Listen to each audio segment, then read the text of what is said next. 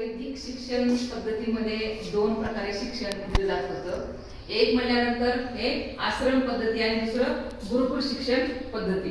लक्षात ठेवायचे, गुरुच्या घरी राहून जे शिक्षण घेतलं जात होतं त्याला गुरुकुल शिक्षण पद्धती म्हणतो आणि आश्रम पद्धती म्हणजे तिथं आश्रम स्थापन केलं जायचं आणि गुरु वेगवेगळे आश्रम एका जागी स्थापन करणार आणि तिथे ते शिक्षण द्यायचं. लक्षात ठेवायचंय, गुरु किंवा ऋषी त्या काळामध्ये ऋषी मुनी पण म्हटलं जायचं किंवा गुरु यांनी काय करायचंय, जंगलामध्ये ते आश्रम बांधायचे, तेथेच राहायचे आणि विद्यार्थी सुद्धा त्यांच्या सोबतच राहत होते. इथे संख्या मर्यादित होती. गुरुकुल शिक्षणामध्ये काय संख्या कमी आहे, गुरु एकच आहे, विद्यार्थी त्यांचे कमी आहे. आता काहींची 100 असतील, काहींची 50 असतील, काहींची 40 असतील, संख्या त्यांची कमी आहे. आणि हे काय करायचे, जे काही गुरु सांगायचे तेच काम करून आपलं शिक्षण पूर्ण करायचे. शिक्षण पूर्णपणे कसं होतं, मोफत होतं, म्हणजे पैसे वगैरे काही फी वगैरे त्यांना काही लागत नव्हती. पूर्णपणे शिक्षण हे मोफत दिलं जात होतं. त्या शिक्षणामध्ये काय होतं की आदर्श माणूस कसा घडला पाहिजे, परत नैतिकता, शिस्तबद्ध म्हणजे जीवनामध्ये काय गरजेचं आहे त्याचे धडे गुरुकुल पद्धतीमध्ये देत होता. पण इथं काय करत होता, सगळं काही स्वतः विद्यार्थ्यांना कामं करावी लागत होती. म्हणजे काय, लाकडं तोडणं, आपलं अन्न शिजवणे, पशुपालन करणे, म्हणजे गायी वगैरे खूप असायच्या आश्रमामध्ये त्या काळात किंवा गुरुच्या आश्रमामध्ये. तर तिथं काय करायला लागत, सगळं विद्यार्थ्यांनाच कामं करावी लागत होते. आणि गुरुची जी काही आज्ञा आहे ती अत्यंत महत्वाची होती. गुरुची आज्ञा कोणीही मोडत नव्हतं. म्हणजे गुरु जे काम सांगेल ते तुम्ही गप्प करायचं, किंवा मला का सांगितलं तुम्ही लाकूड तोडायला, त्याला का सांगितलं नाही, असलं चालत नव्हतं. एकदा गुरु सांगितलं तुला लाकूड जंगलामधून आणले पाहिजे, एकदा गुरुने म्हणलं की नाही गाई घेऊन जायचं, गेलंच पाहिजे, मीच का करू त्यानेच का केलं नाही, असलं चालत नव्हतं. सगळ्यात महत्त्वाचं काय होतं, गुरुची आज्ञा महत्वाची होती. कारण गुरु शिक्षण देत होता आणि गुरुच त्यांच्या आरोग्याची काळजी करत होते. त्यामुळे गुरु सगळ्यात जास्त इथं महत्वाचा आहे. कडक बंधन होते, म्हणजे काय, दिवसा झोपायचं नाही, कुठलाही विद्यार्थी दिवसा तिथं झोपू शकत नव्हता. तर त्याने काय करावं लागत होतं, सतत जे काही गुरु सांगाल ते काम करायचं आणि नंतर अध्ययन करायचं, म्हणजे ज्ञान घ्यायचं. जे काही वेगवेगळे विषय गुरु सांगत होते त्या टायमाला काही लिखाणाची पद्धत नव्हती जास्त. काय करावं लागत होतं, पाठ करावं लागत होतं. प्रत्येक गोष्ट मला पाठ करावे लागत होतं. त्यामुळे सतत पाठांतर करणे, गुरु काय सांगणे त्यांच्याजवळ बसून ते शांतपणे ऐकणे, असं काम इथं गुरुकुल शिक्षण पद्धतीमध्ये केलं जात होतं. यात फरक आहे की इथं कमी संख्या होती आणि इथं काय, या आश्रम पद्धतीमध्ये मात्र संख्ये मर्यादाच नव्हत्या, जास्त विद्यार्थी असायचे.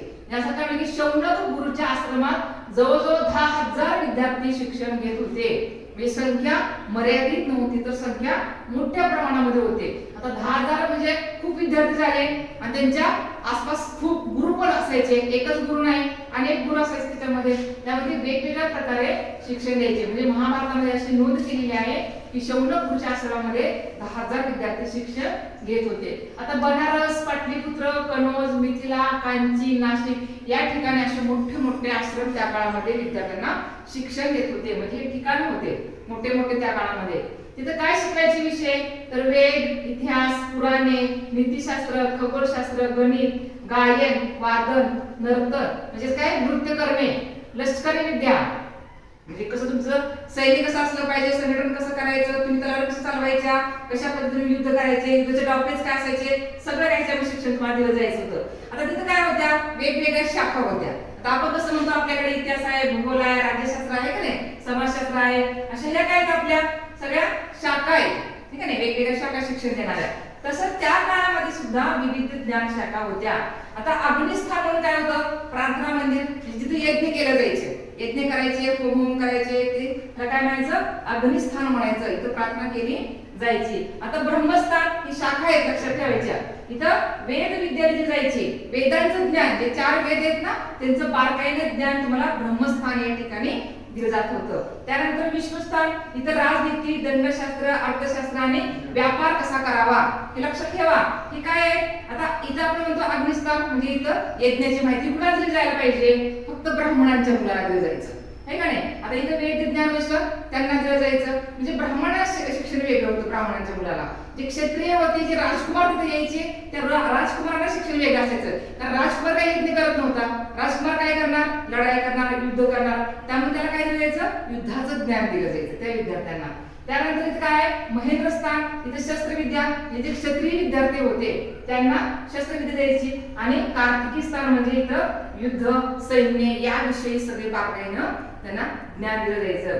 धनुष्ठान म्हणजे इथं रस्ते आणि दळणवळण, जे वैश्य समाजाची मुले याचे शिक्षण घ्यायला त्यांना रस्ते, दळणवळण, व्यापार कसा केला जायचा या सगळ्यांची माहिती, विद्यार्थी कसा आहे या अनुरूप शिक्षण दिलं जात होतं. शूद्रांना तर त्या काळामध्ये शिक्षण दिलं जात नव्हतं, पण जे काही बाकीचे होते त्यांना मात्र शिक्षण चांगलं मिळायचं. अशा ठेवण्या काय सगळ्या शाखा आहेत, वेगवेगळ्या शाखा, वेगवेगळे गुरु, प्रत्येक गुरु हा आपल्या आपल्या शाखेचा हा अतिशय ज्ञानपूर्ण असायचा, तपस्वी असायचा आणि ते आपल्या विद्यार्थ्यांना ज्ञान देत होते. म्हणजे गुरुकुल शिक्षण पद्धती आणि आश्रम शिक्षण पद्धती या दोन प्रकारे प्राचीन वैदिक काळामध्ये विद्यार्थ्यांना शिक्षण देणाऱ्या ह्या पद्धती होत्या.